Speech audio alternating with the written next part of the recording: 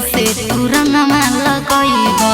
कहले रहला होली में घरे आवे के, हमरा गलिया पर रंगवा लगावे के, हमरा गलिया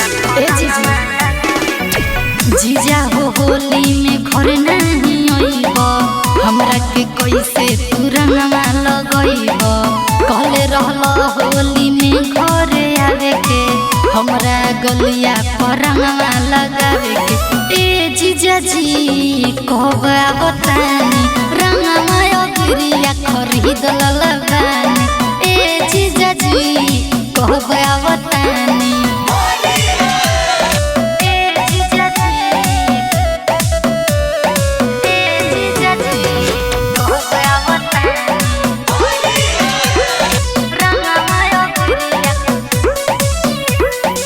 बानी कुआर जबले फायदा उठाव, साली के अपना तू जनी छछनाव।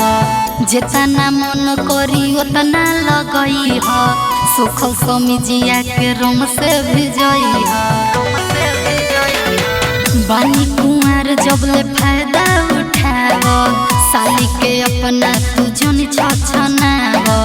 जेतना मन करी उतना लगई ह, सुखल समिजिया के रंग से भिजई ह। ए जीजा जी कहब बतानी रंगवा अगिरिया खरीद ले बानी। ए जीजा जी कहब बतानी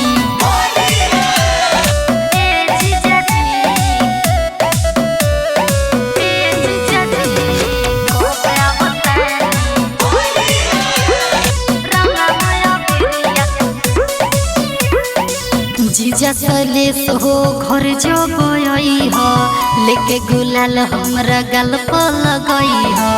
बड़ी निमन तोहार पिचकारी, शोभा भी कइले बड़ी तैयारी।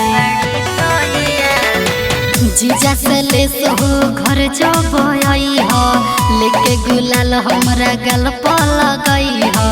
बड़ी निमन तोहार पिचकारी, शोभा भी कइले बड़ी तैयारी। ए जीजा जी कहब बतानी रंगवा अगिरिया खरीद ले बानी।